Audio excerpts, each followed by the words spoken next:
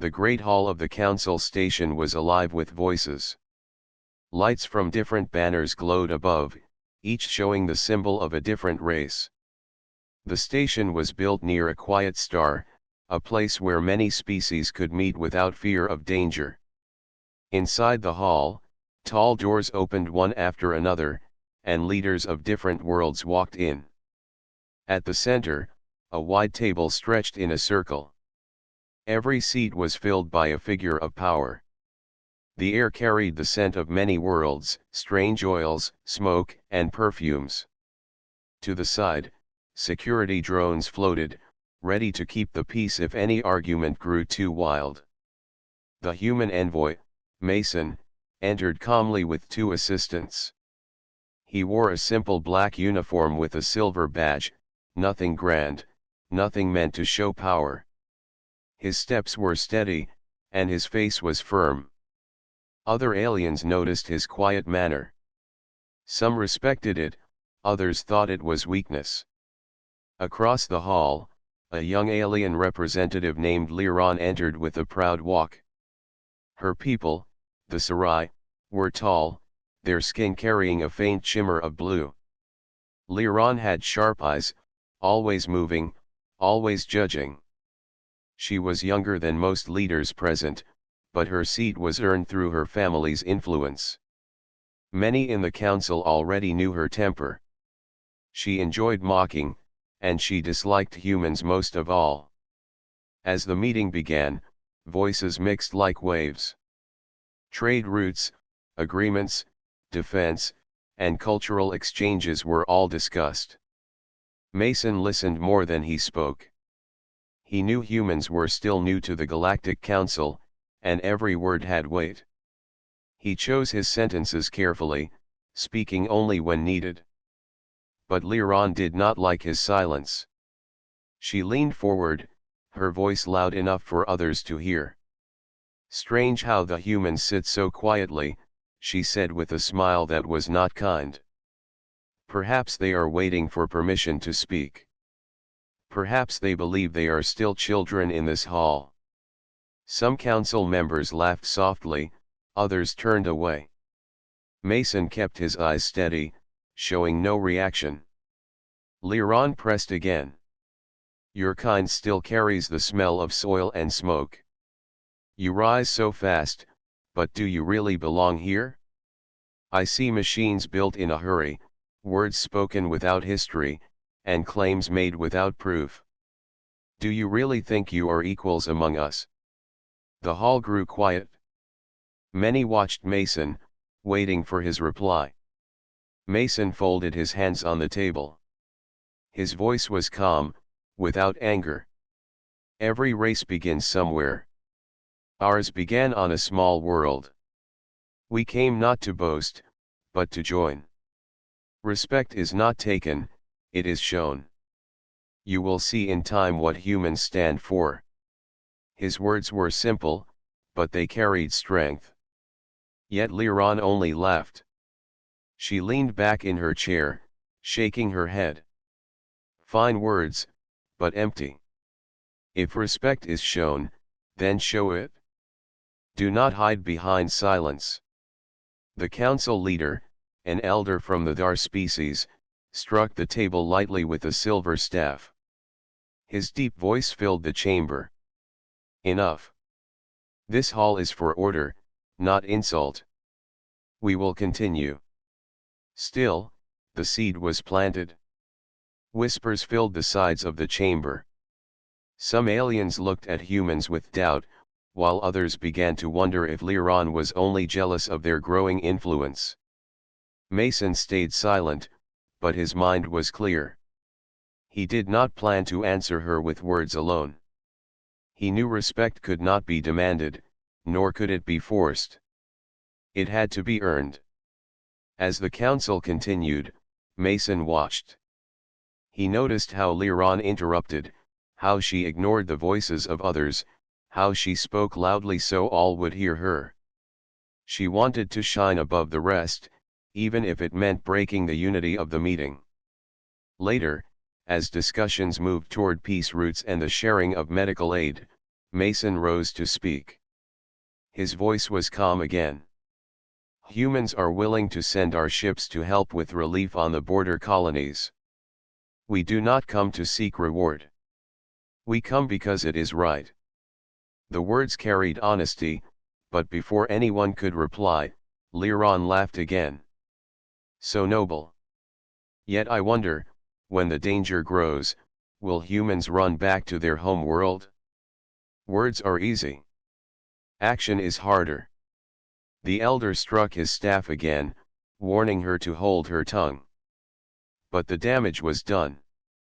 The council was uneasy. Mason looked around and saw doubt in many eyes. He understood then that words in this hall would not change their view. Something more would be needed. After the session ended, members drifted away to private rooms. Mason remained seated, thinking. His assistant asked, "Should we answer her next time? The others may believe her words." Mason shook his head. "No. If we answer insult with more words, it becomes a contest of pride. That is not our way. We will show them who we are through our actions. Respect is not spoken. It is proven." Meanwhile, Liron walked with her guards, proud of what she had done. She believed she had weakened the humans before all. She smiled to herself, certain that the council would see her as bold. But a few of the wiser leaders shook their heads in silence. They knew pride without wisdom was dangerous. They watched Mason, curious how a man of quiet strength would answer such open insult. The stage was set. A storm was building, though none yet knew how it would fall.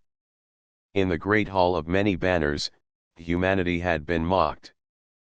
But Mason was not moved by shame or anger. He was moved by a steady resolve. Liron had sought to test the humans.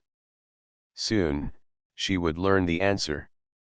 The meeting ended, but the weight of it stayed in the air long after the leaders left the great hall. Some delegates whispered in small groups, trading thoughts about the clash between Liron and the human envoy. Some said Mason's silence showed weakness. Others felt his calm words hinted at strength not yet seen. Mason walked slowly through the wide corridors of the council station. Around him, tall windows showed the stars shining against the black sky. Ships of every shape drifted outside, arriving and leaving in endless rhythm. His assistant, a young officer named Daniel, followed close behind. Daniel spoke softly. "Sir, we should not let her mock us like that."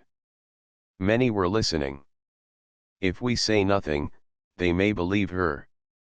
Mason's steps did not slow. His eyes were fixed on the stars beyond the glass. "If we rush to defend our pride, we give her exactly what she wants. The council does not need louder voices. It needs proof." Daniel frowned. "Proof of what?" "Proof of who we are," Mason said. His voice was steady, but there was strength in it. "Respect is not gained through arguments. It is gained through example. Liron does not understand this yet. But she will." That night, Mason stayed awake in his chamber. The room was simple, with a desk, a single bed, and a small screen for reports. He sat at the desk and wrote notes, thinking of the future sessions. He knew Liron would not stop with one insult. She enjoyed the attention too much. But Mason also knew that sooner or later, an event would come where words would not be enough. In that moment, humans would need to show their true character. The next day, the council gathered again. The large chamber filled with voices, banners glowing above. The elder struck the silver staff, calling the meeting to order. Topics shifted from trade to security, then to relief missions on border colonies. Mason waited patiently, speaking only when needed. Liron, however, was restless. She tapped her fingers on the table, her eyes sharp and watchful. At last, when the elder asked for volunteers to assist colonies struck by famine, Mason raised his hand. Humanity will send food and medical aid. We have ships prepared to leave within 2 days. Some nodded in approval, but Liron smiled with mockery. So eager to look noble. But can your ships cross the rift safely? That region is unstable, storms break ships apart, and pirates move freely. Perhaps you offer aid only because you do not know the danger. Whispers spread again. Mason answered calmly. Danger is no reason to stay away. If people suffer, we help. That is our choice. Liron laughed and leaned back in her chair. Brave words. But I wonder if you speak for yourself, or if your people truly share your courage. Humans rise quickly, but speed does not mean strength. The elder struck the table again, his deep voice firm. Representative Liron, you will not disrupt this hall with insult. She bowed her head slightly, but her smile remained. Mason did not argue further. He had no need. He could already see in the eyes of some leaders that they were tired of her behavior. Still, doubt about humanity lingered. When the session ended, Mason turned to Daniel. We will not waste time. Prepare our fleet for the rift. Daniel nodded, though worry showed on his face. Yes, sir. But what of Liron? She may try to interfere again. Mason gave a faint smile. Then she will come with us. Daniel stared in surprise. You mean invite her? After all she has said. Exactly, Mason said. She doubts our resolve. Let her see with her own eyes. If she believes humans lack strength, then we will show her strength not in words, but in action. That evening, Mason sent a formal message to the council. In respectful tone, he invited Liron to join the human fleet on their aid mission.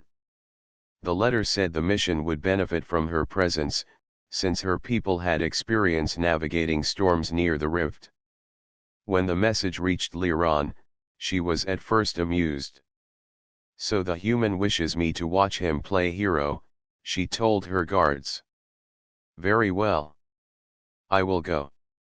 Let the council see how quickly humans fail when tested. Her pride blinded her to the deeper meaning of the invitation. She thought it was weakness disguised as politeness.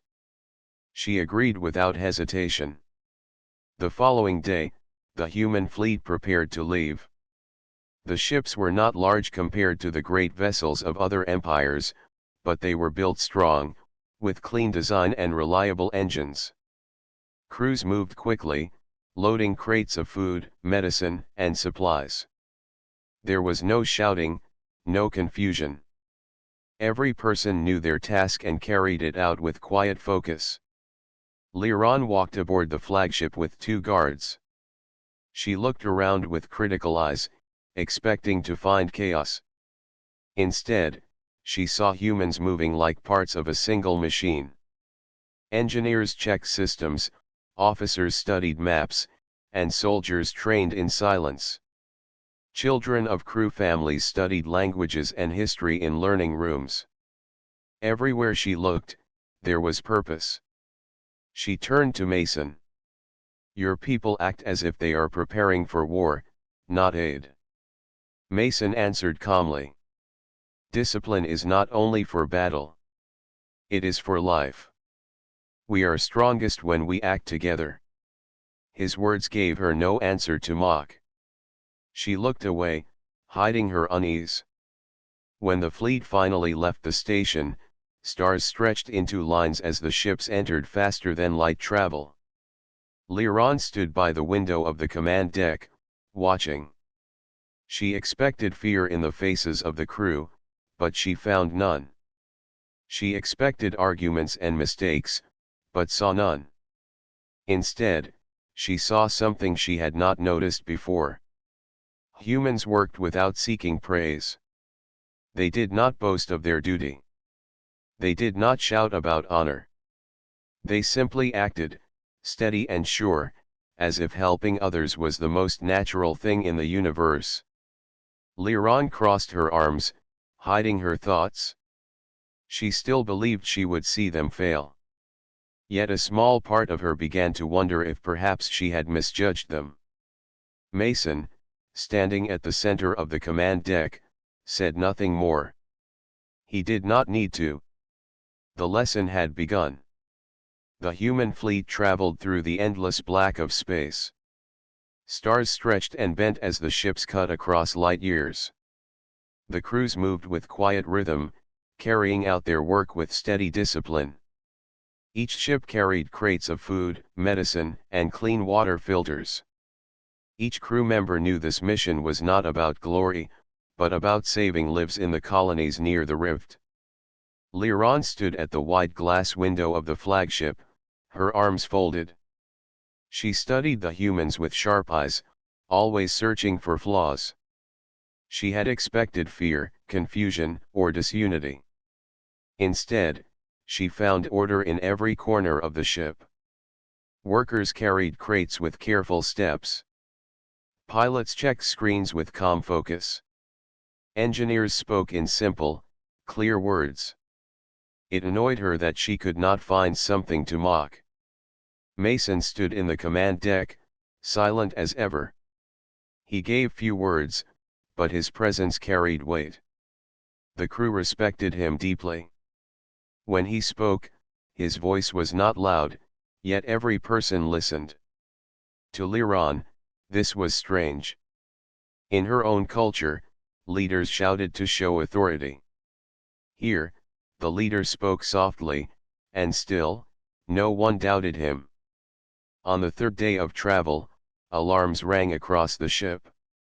The rift storms had begun. Space outside shifted like a wild sea, waves of bright blue and red light striking the hull. Energy currents twisted, making the ships shake. Liran gripped the rail, her sharp eyes wide. You fly into this madness on purpose? You humans are fools. These storms can crush entire fleets. Mason did not turn to her. He looked at the pilots. Hold course steady. Adjust power to shields. Balance between front and rear. The pilots answered quickly. Their hands moved over the glowing panels, adjusting levels with precision. The ship shook hard, but it stayed on path. Liran watched in silence. She thought the crew would panic, but no one raised their voice. No one abandoned their station. They moved as if they had trained for this very storm. One pilot reported, "Outer ships are struggling with shield balance, sir." Mason's voice was steady. Send energy transfer from central core to support them. Rotate formation so weaker ships stay inside. Within moments, the formation shifted smoothly. Energy glowed between ships as power was shared. The fleet did not break apart.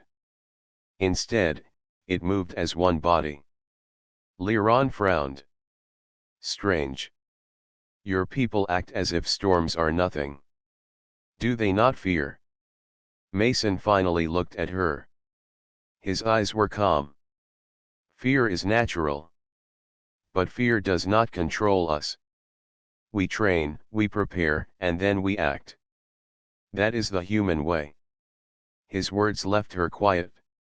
She turned away, hiding the unease building inside her. Hours passed. The storm grew wilder. Great waves of energy struck like thunder. Sparks danced along the outer shields. The hull creaked under the force. Some crew members sweated, but still no one faltered. Then came the first true danger. A supply ship at the edge of formation lost power. Its engines failed, and it began to drift into the heart of the storm. Liran gasped. That ship will be destroyed. You must leave it, or all your ships will be pulled with it. Mason shook his head. We do not leave our own. He turned to his officers. Prepare towing beams. Send 2 escort ships to lock on. Rotate formation again to cover their shield gap. Orders flew. 2 ships broke from formation, braving the strongest currents. Their beams of light connected to the drifting vessel.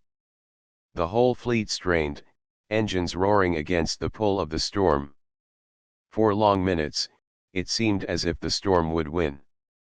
But slowly, painfully, the drifting ship was pulled back into safety. The crew on the rescued ship cheered. On the flagship, relief spread across faces. Mason gave only a single nod. Good work. Hold steady. Lyron stared in disbelief. You risked the entire fleet for one ship. Why? Mason's answer was simple. Because every life matters. If one falls, we all fall.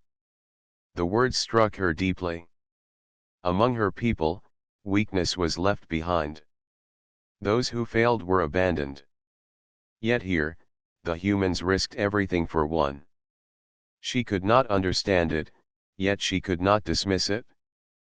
By the end of the storm, the fleet was tired but still strong. The shields had held, the formation had endured, and not a single ship was lost. The humans moved quickly to repair damage, patching wires, sealing cracks, and checking systems. No one complained. No one asked for reward. They simply worked, as if survival and unity were enough. Later, Lyron walked the lower decks. She saw young crew members sharing food with each other, officers helping engineers without hesitation, and doctors checking even the smallest injuries. Everywhere she turned, she saw care, discipline, and loyalty. Her guard whispered, "These humans are strange. They act as if they are one family." Lyron did not answer. For the first time, she felt unsure of her own thoughts. That night, Mason found her standing alone by the window, staring at the stars. He stopped beside her. "You think us strange," he said quietly. She turned to him. Her pride was still strong, but her voice had softened. "I thought your kind was weak. I thought you hid behind words. But now I see something else. You risked everything for one ship. You held together when storms struck. Perhaps I misjudged." Mason gave a faint smile. "Respect cannot be taken by force. It is earned. You may see more before this mission is done." She looked back at the stars, her sharp eyes filled with new thoughts. She did not admit defeat, not yet. But a seed of doubt about her own pride had begun to grow. The rift storms had passed, but the journey was far from over. The human fleet now sailed into calmer space, though the scars of the storm still marked the ships. Hulls carried black burns, and some engines hummed with uneven rhythm. Yet the fleet pressed forward, keeping formation, never slowing. Inside the flagship, Mason stood in the command deck, his eyes on the navigation charts. "How long until we reach the colonies?" he asked. An officer answered, 2 days at current speed, sir. But some supply ships need repairs before landing. If another crisis comes, they may not hold. Mason nodded, his face calm. "Then we will repair while we move. We will not delay." Lyron, seated to the side, narrowed her eyes. "You humans push too hard. Your ships are damaged. If you rest, you may survive longer. But if you keep going, you risk collapse." Mason turned his gaze toward her. "If people are starving, every day matters. We cannot slow when lives depend on us." His words carried no pride, no boast, only truth. Liran looked away, unable to argue. She had been raised to believe power was everything. Yet here, she saw a people who placed others above themselves. As the fleet continued, trouble soon found them again. A warning alarm rang through the ship. A scout ship rushed forward with urgent news. "Pirates, sir. A fleet of raiders ahead. They are blocking the main route." The command deck grew tense. Pirates were known to be merciless. They struck weak supply ships, looted what they could, and left survivors adrift. Many fleets avoided them by turning back. But to turn back now would delay the mission. Daniel, Mason's assistant, spoke quickly. "Sir, we should avoid direct contact. If we go around, we can still reach the colonies, but it will take longer." Mason shook his head. His voice was steady. "The people in those colonies may not have longer. We cannot go around. We will face them." Liran laughed sharply. "Now I see the truth. You walk into storms, and now you walk into raiders. You think bravery will protect you, but it will only destroy you. Pirates respect only strength, not aid, and kindness." Mason did not answer her directly. He looked at his officers. "Form defensive walls.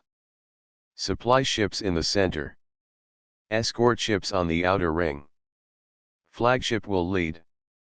Orders spread across the fleet. Ships moved with precision, forming a shield around the vulnerable transports. Weapons charged, shields brightened, engines roared. Soon, the pirate fleet appeared on the horizon, dozens of ships painted with crude colors and jagged designs. Their weapons glowed with hungry light. The leader of the raiders hailed the flagship.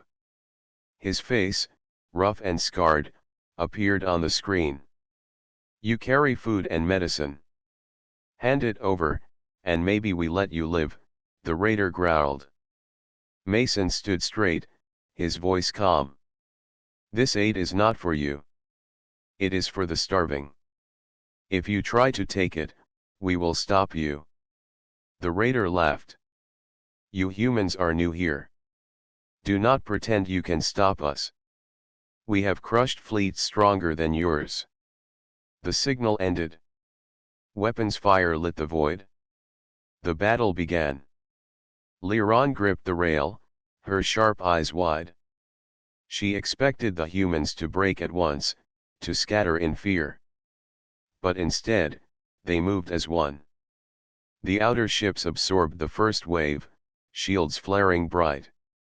Then escort ships fired back in perfect rhythm, covering the supply ships inside. "Rotate formation," Mason ordered.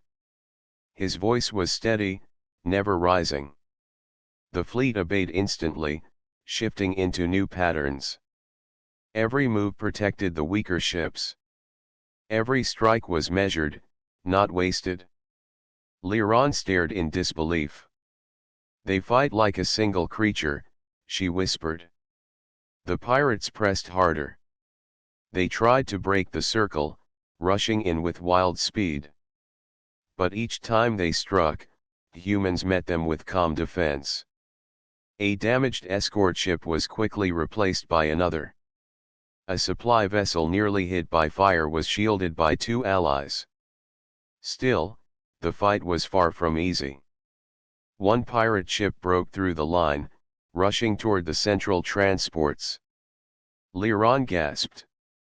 "They are inside. They will destroy the aid ships." But before panic could rise, Mason gave a sharp command. "Redirect flagship power. All weapons on target." The flagship fired with blazing light. The pirate vessel exploded before it could reach the transports. Cheers erupted across the human fleet. Mason only gave a single nod. "Hold the line." The pirates grew frustrated. Their wild attacks met with steady walls. Their chaos met with human unity. After long hours of fighting, their leader's voice returned on the screen. "You are not worth the blood," the raider growled. "Keep your food. But remember, not all fights end this way." The pirate fleet turned and fled into the dark. The human fleet stood battered but unbroken. Shields flickered, hulls were scarred, but every ship was still in formation. Not one aid vessel had been lost. The crew cheered with pride, voices rising across the fleet. For them, it was not victory in glory, but victory in purpose. The supplies would reach the starving. That was all that mattered. Liran stood frozen. She had seen many battles in her life. She had seen fleets crumble under raiders. But she had never seen such unity, such calm in the face of chaos.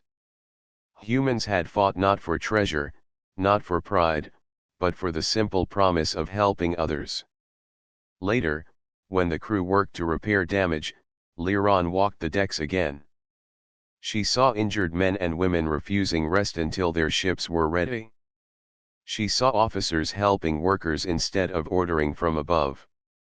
She saw Mason walking among them, speaking to each with the same respect he gave in the council hall.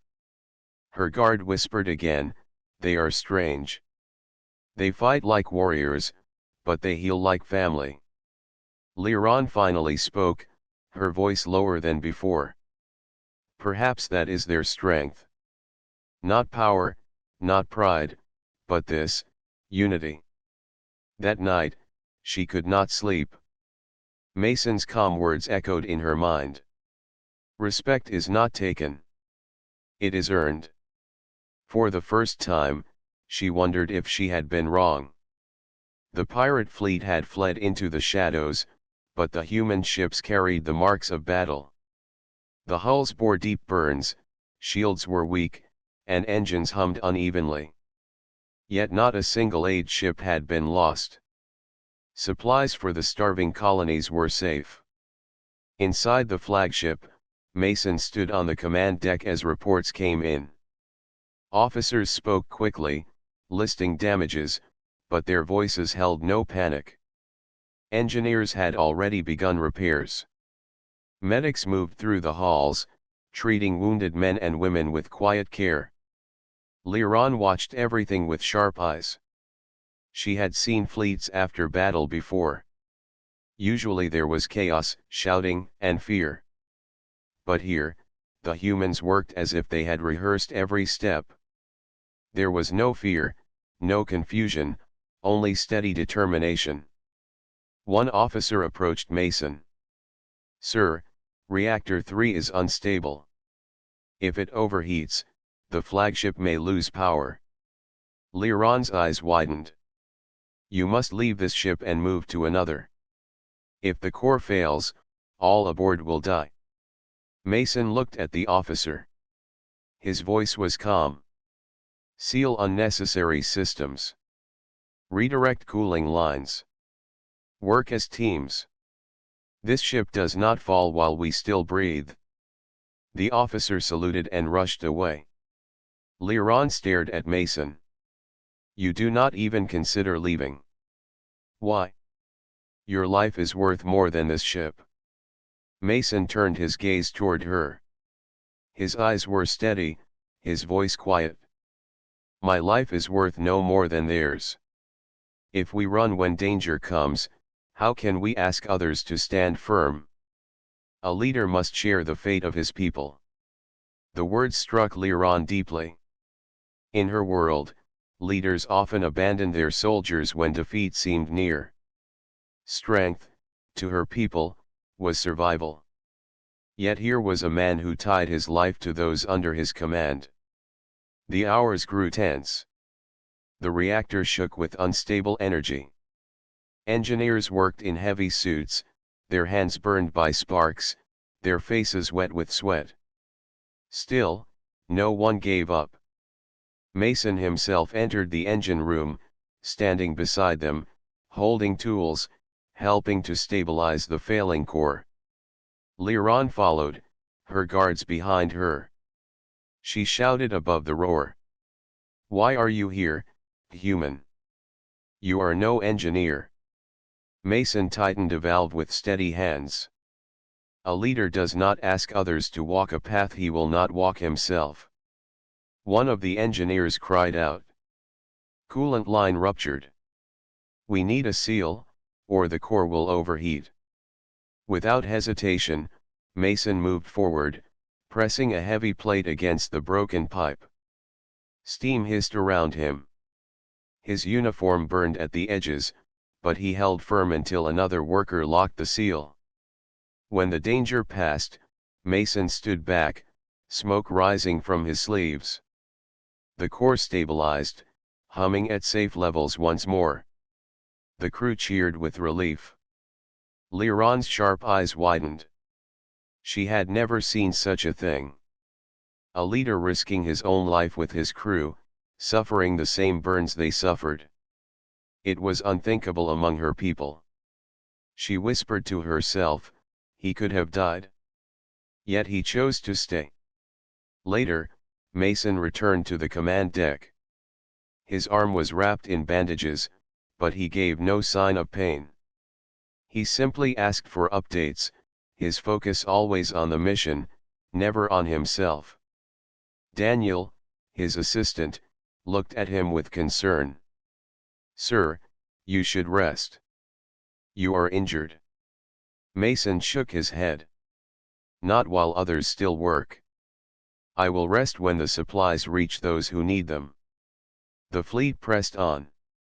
2 days later, the colonies came into view. Planets with barren lands and thin air appeared across the void. Their lights were dim, their energy weak. These were worlds forgotten by larger empires, left to survive on little. When the human fleet arrived, signals of desperation flooded in. Food shortages. Children weak. Medicines gone. Please help us. At once, the humans began to unload.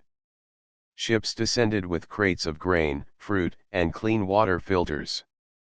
Doctors rushed down with medicine and equipment.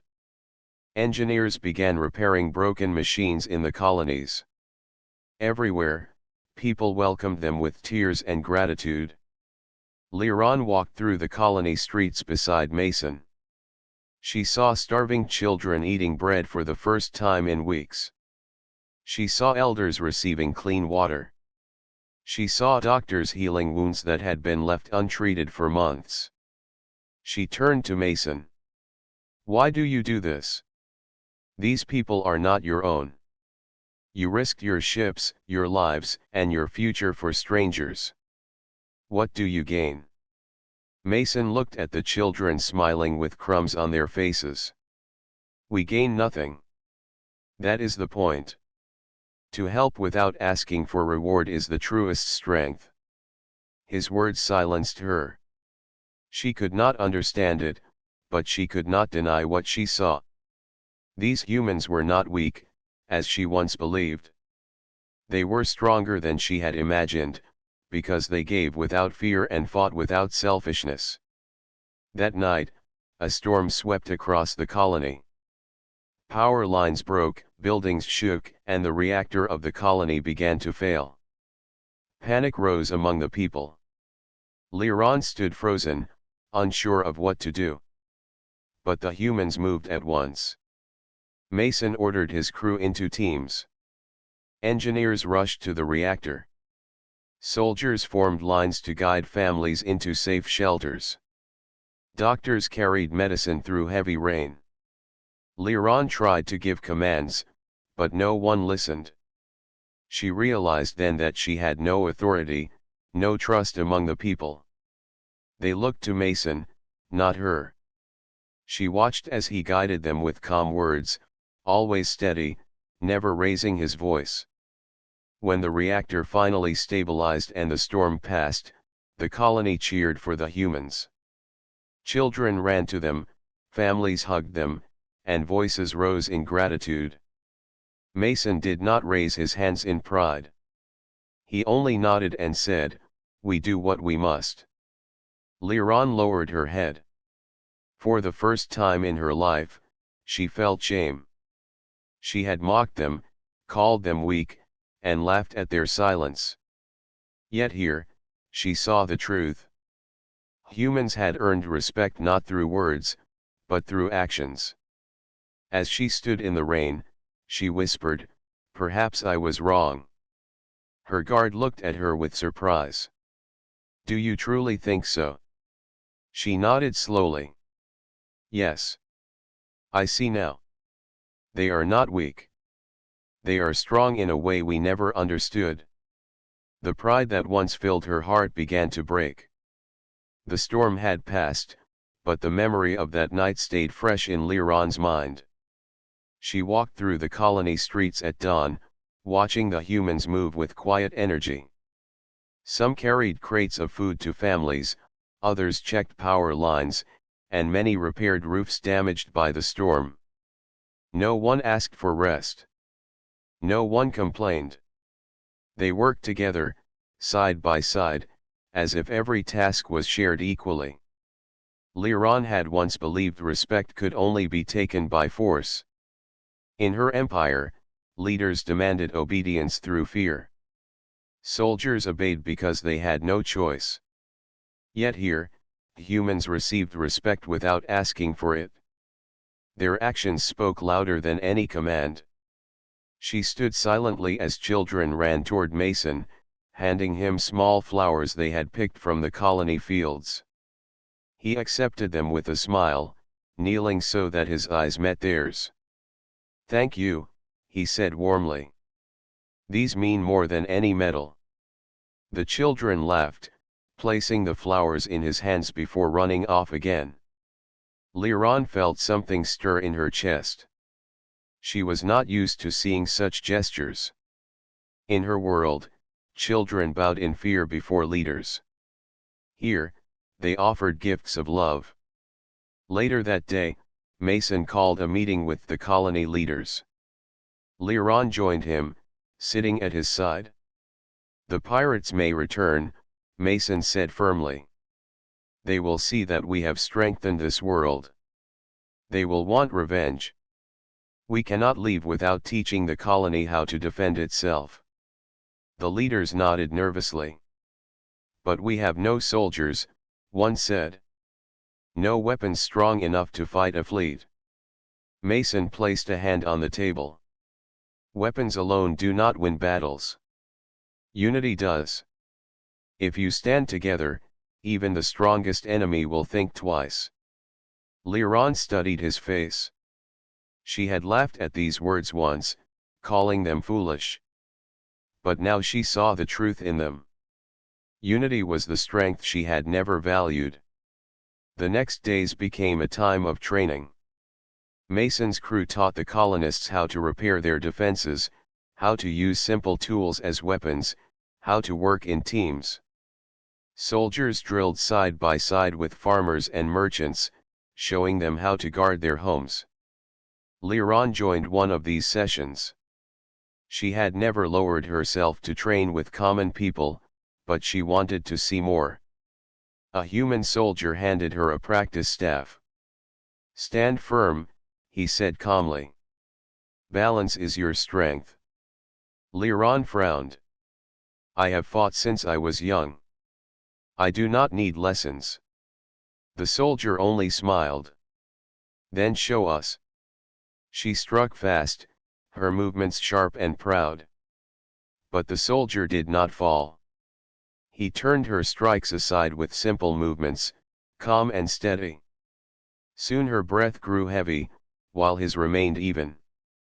At last, he tapped her shoulder with the staff, marking his victory. Her pride burned, but the soldier only bowed. "You are strong, but strength without patience is fragile. You can learn if you listen." For the first time, Liran felt humbled by a simple fighter. She lowered her staff and bowed slightly in return. As days passed, she spent more time among the humans.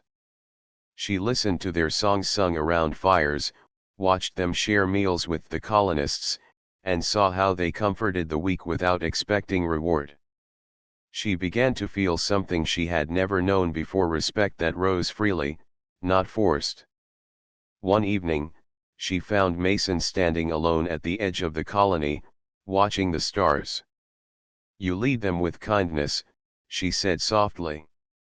"In my world, kindness is seen as weakness. Yet here, it gives you power." Mason glanced at her. "Power is not in making others fear you. True power is when people follow because they trust you." She lowered her head. "I mocked you once. I believed you weak. But now I see I was blind.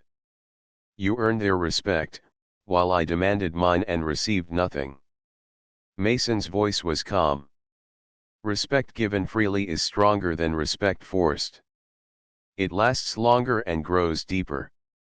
You can choose to change. Pride is heavy, but you can set it down."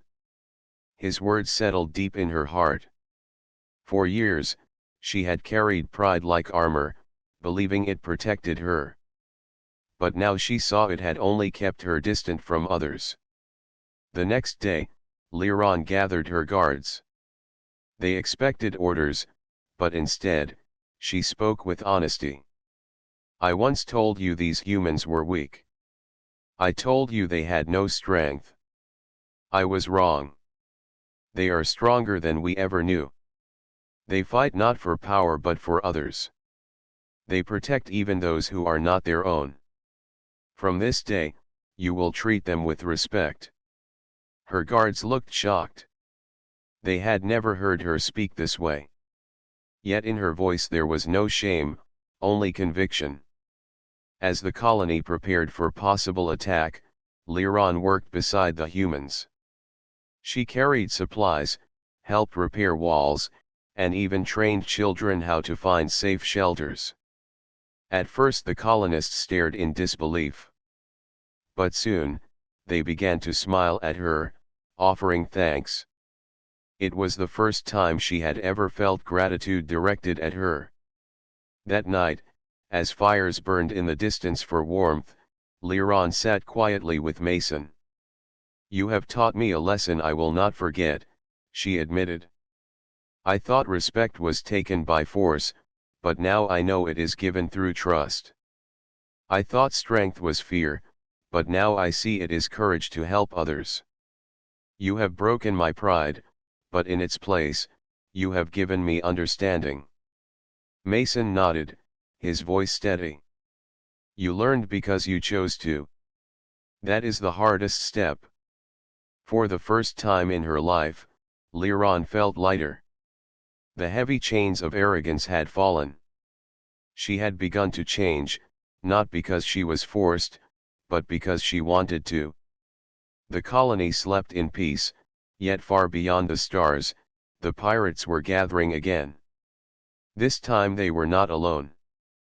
Their leader had called allies from distant sectors, promising them easy loot if they struck the humans. A storm of steel was coming. But Liron was no longer the same. She looked at the sky with new eyes. Whatever came, she would stand with the humans. Not out of pride, but out of respect. The colony lay quiet beneath the twin moons, its people resting after the storms and hardships of the last days. But beyond the stars, a shadow moved: pirate fleets, larger than before, gathering from distant sectors. Their leader had promised easy victory over the humans and their fragile colony. Mason stood on the flagship's command deck, watching the incoming signals on the glowing panels. His face was calm, his eyes sharp. Liron stood beside him, her hands clasped. She had changed much since arriving. The arrogance that once filled her had been replaced with respect and understanding. She now looked to the humans not as weak fools but as people of true courage and unity. "Sir," Daniel said, pointing to the screen. "They are numerous. This is the largest fleet we have ever faced. Mason nodded. Numbers mean little. Discipline, courage, and unity win battles, not size. Prepare the fleet. Everyone will know their place and duty. We fight for more than ourselves. Liron watched the humans move quickly to their stations. Soldiers checked weapons with calm precision, engineers worked on shields, medics prepared aid stations for those who might fall. Families of crew members even helped, carrying supplies and food to those on the front lines. Everyone had a role. Everyone worked together. She realized then what she had never understood before: respect and strength were not about pride or words. They were shown in action, in the courage to act for others, and the ability to work as one. The pirate fleet appeared over the horizon, their weapons blazing like red fire across the dark space. They roared insults over communications, trying to scare the humans with threats and arrogance.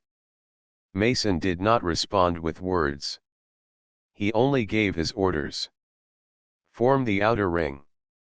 Place the colony ships in the center. Shields up. Weapons ready. Remember, our goal is to protect lives, not to destroy everything. The fleet moved as one. Every ship knew its place. Every pilot knew its path. Liron could only watch, her hands gripping the railing, as humans prepared not just for battle, but for the protection of others. The pirates struck first. Their ships dived with speed and fire. Their weapons hit shields and hulls, but the humans did not panic. They moved in perfect formation, deflecting strikes, covering weak points, and striking only when necessary. Liron shouted, "They will break. You cannot hold them." Mason's voice was calm over the intercom. "Hold steady. Trust your training. Protect the colony." Hours passed as the battle raged. Liron saw humans risk themselves for others again and again. Pilots maneuvered damaged ships into place to shield supply vessels. Engineers repaired shields under fire. Medics ran into harm's way to help the wounded. Every action was deliberate, every choice aimed at saving lives. Then came the moment that would test them all. A massive pirate battleship broke through the line, aiming directly for the central colony ship carrying all the food and medicine. Liron gasped. "They will destroy everything." But Mason did not move in fear. He gave orders with calm precision. "All fire on the left flank. Escort ships, intercept the battleship. Keep shields steady. Do not panic." The escort ships moved into place, intercepting the enemy vessel. Liron watched in amazement as the humans worked in perfect coordination. They did not act recklessly. They did not fear death. They acted with focus, courage, and purpose. The pirate ship fired, its weapons hitting the escorts and shaking the flagship, but the humans held. Finally, after a tense moment, their combined fire struck the battleship. It exploded, debris flying in the void. The remaining pirates retreated in fear, broken by human unity and courage. Liron could not believe what she had seen. She had mocked these people once, called them weak and foolish. But now she saw their true strength, the courage to act, the wisdom to work together, and the heart to protect others at all costs. After the battle, the human fleet moved to the colony. Mason and his crew helped unload supplies, repair buildings, and restore power. Liron followed, assisting where she could. The colonists looked at her in surprise at first, but soon they accepted her help, seeing her dedication. That evening, Mason gathered the human crew and Liron in the center of the colony. He spoke quietly but firmly. "Today, we have shown that strength is not only in weapons or numbers. It is in unity, in courage, and in the willingness to protect others without asking for reward. He turned to Liran. You have seen it with your own eyes. You have witnessed what humans stand for. Respect cannot be demanded. It must be earned through actions. You now understand. Liran bowed her head. She had learned humility through experience. She had learned that words alone were nothing. And she had learned that true strength came from courage and unity. I see it now, she said softly. I misjudged you. I mocked you in the council. I thought your kind was weak. But I was wrong. You have shown me that strength is not pride. It is courage, compassion, and action. You have earned my respect. Mason nodded. Respect given freely is always stronger than respect demanded. You can now share this lesson with others. For the first time, Liran smiled without pride or arrogance. She felt lighter, freer. She had begun to change, and she knew that change would guide her in the future. The colonists cheered, raising their voices in gratitude for the humans. Children ran to them with smiles, families thanked them, and elders bowed with deep respect. Liran joined the applause, not as a mocking observer, but as someone who had learned the value of true respect. That night, as fires burned across the colony for warmth and celebration, Mason and Liran walked side by side. You have grown, Mason said quietly. Not because of words, but because you saw truth. That is the strongest lesson of all. Liran nodded. Yes. I will remember this. The humans taught me more than I ever expected. I will not forget that courage, unity, and compassion are the truest signs of strength. Above them, stars shone bright in the quiet sky. The storm of pirates had passed, but the lesson remained. Humanity had proven itself not just with weapons, not just with numbers, but with heart, courage, and unity. Liran had seen it, learned it, and finally understood. In the council halls of the galaxy, the humans would now be remembered differently. Not as weak newcomers, but as a people worthy of respect. And Liran, once proud and mocking, would carry this lesson wherever she went. The journey had ended, but its impact would last forever. The human way had been shown, and respect had been earned.